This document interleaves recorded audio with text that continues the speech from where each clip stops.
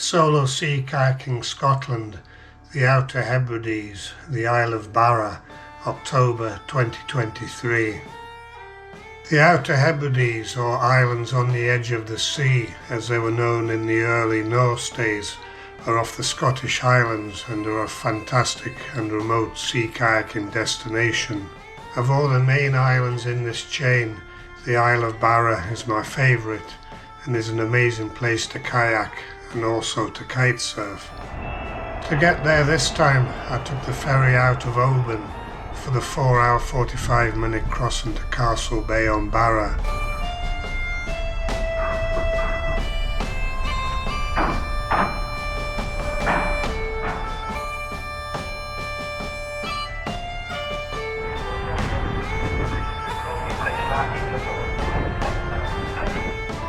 The ferry crossing itself is a very scenic part of the trip, through the tide race off the Sound of Lismore, up the Sound of Mull, past Ardnamurchan Point, and on past the Small Isles, and then finally with fine views towards Mingulay and Barra Head, all places with fond memories for me from previous sea kayaking trips. At this time of year, October, the ferry isn't very busy, and you even get a good choice of seat.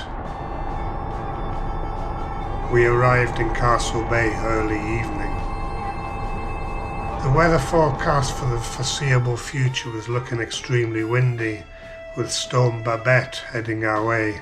However, it looked like there was an 18-hour window of light winds forecast before it hit, so I grabbed this opportunity to do a sea kayak trip I've wanted to do for some time. This trip was to paddle across the Sound of Barra to Eriskay, visiting the islands of Eriskay and Kayak en route.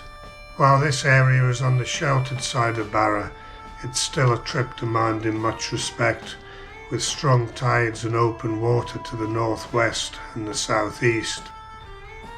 I was up at first light for the short drive to my launch spot at Ardmore Ferry Jetty.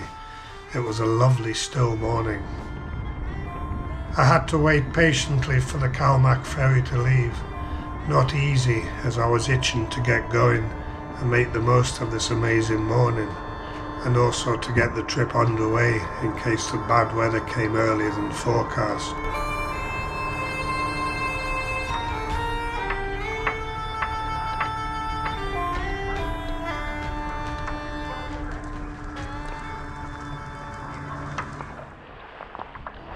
However, soon I was on the water.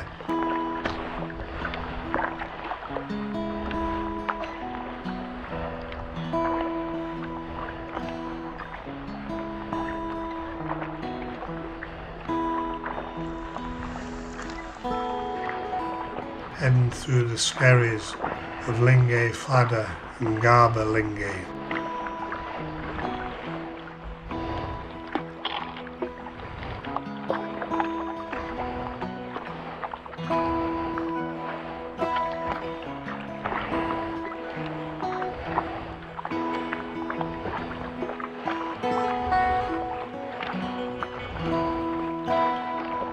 Before long, Eriskay was up ahead.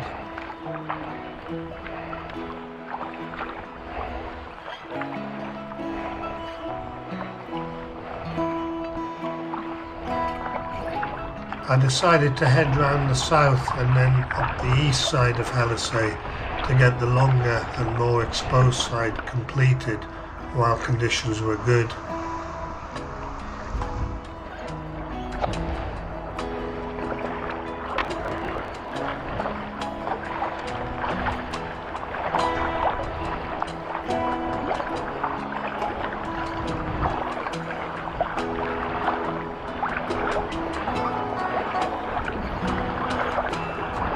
The southeast corner of Eriskay was impressively rugged.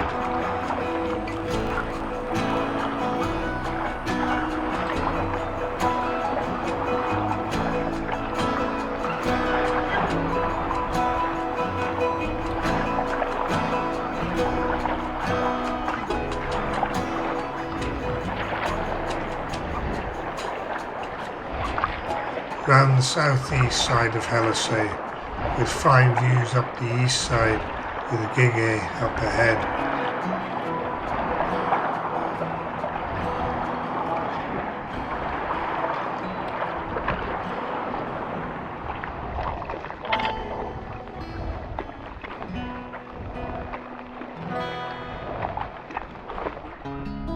Looking into the gap between Eriskay and Gigay, known as the Blue Lagoon, I decided to push on and visit this from the north side on the way back.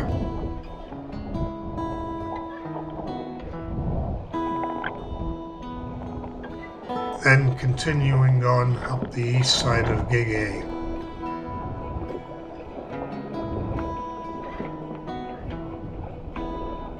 This was a lovely paddle.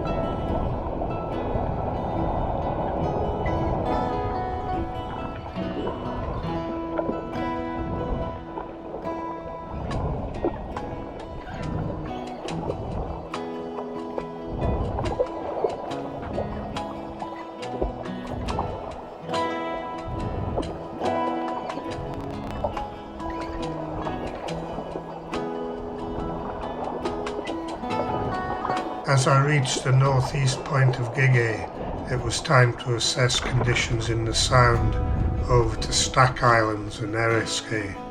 This was where the tide was strongest and the Sound most exposed. All looked good, so I set off for the 30-minute crossing.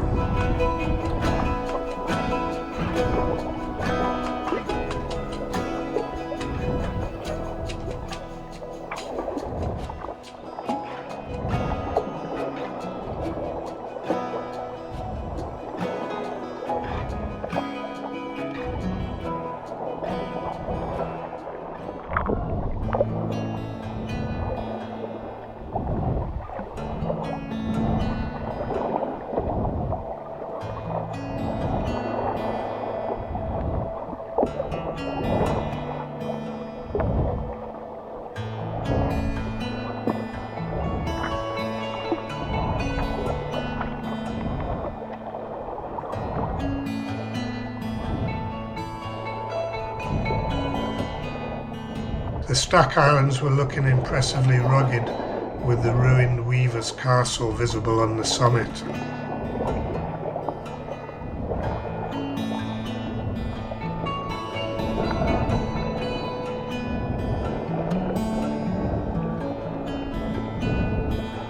I headed up the east side towards Eriskay.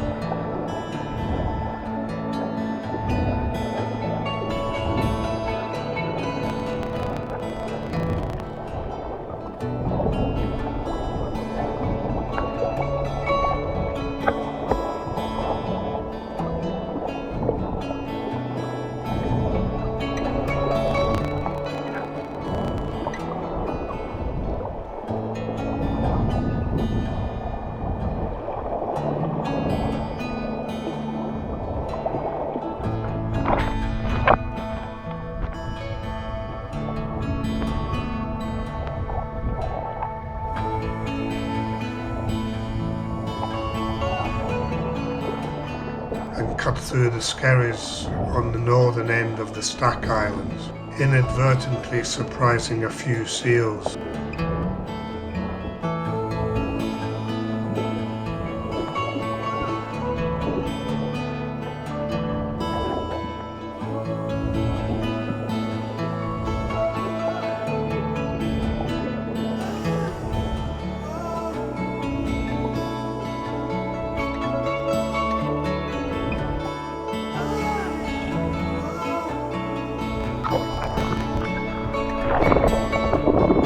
The view below the surface was good as well.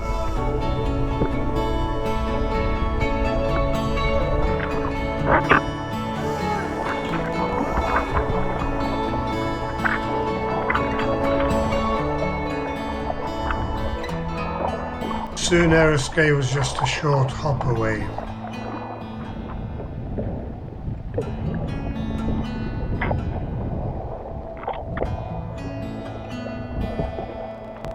I touched paddle on Eriskay, feeling fairly pleased with myself that this trip was going so well.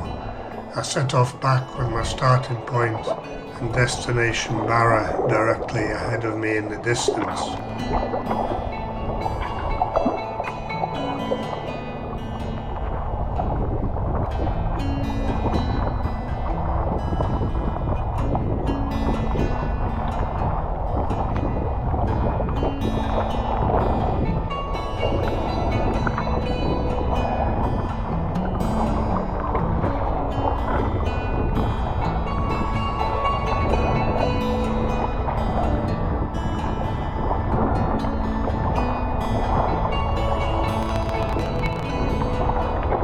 As I reached the western tip of the Stack Islands, the wind strength and sea state picked up a little, but nothing of concern.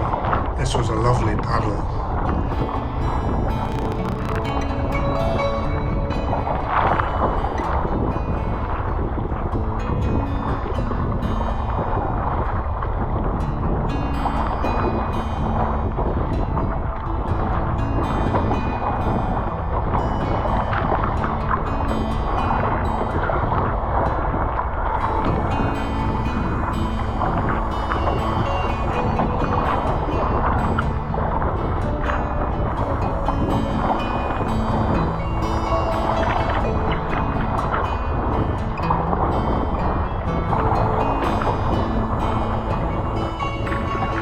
Looking back, the Stack Islands look more impressive from this side.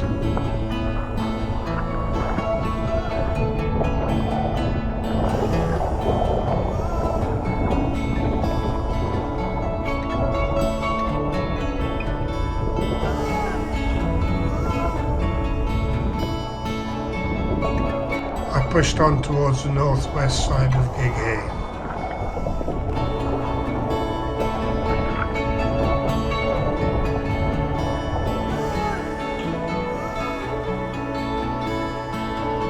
As I got closer to Gig Hay, the sea stayed calmed, and I was out of the tidal flow and also in the shelter from the breeze.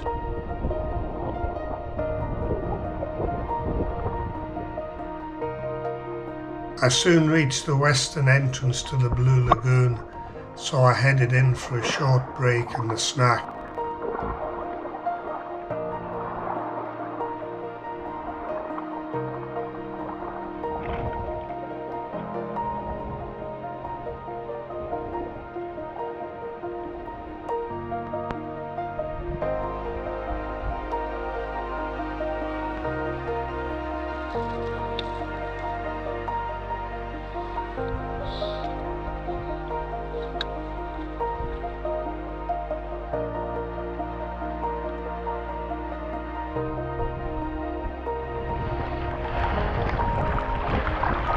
Heading back out onto the west side, there was a good tide flowing through the gap.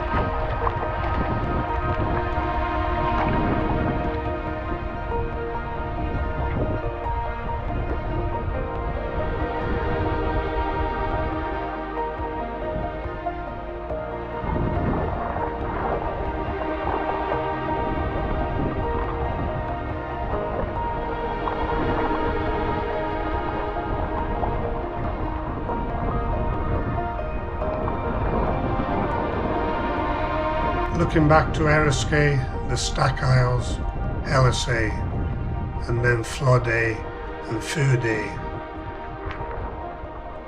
My destination Ardmore up ahead, and over to my right the sands of Barra Airport and Eriskay Island.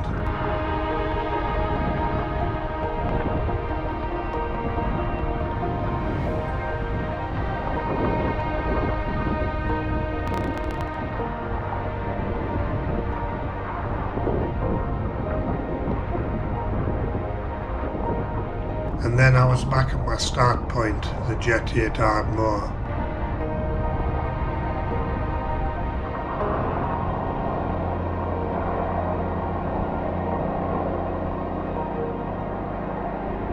Well, what a great trip that had been. I find solo trips particularly rewarding these days. I was also feeling fairly pleased with myself for taking the opportunity before the weather changed to get this trip done that had been on my wish list for a while. My GPS track.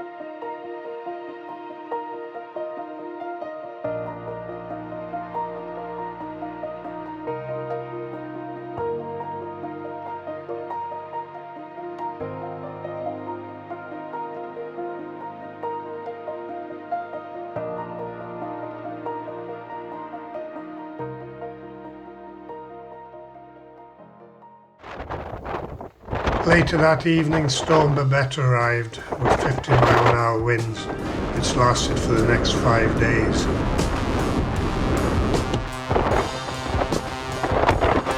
Certainly not suitable conditions for sea kayaking.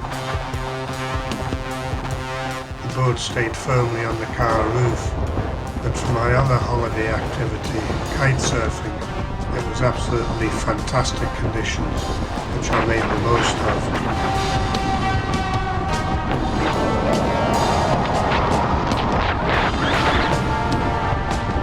But that's another story and another video.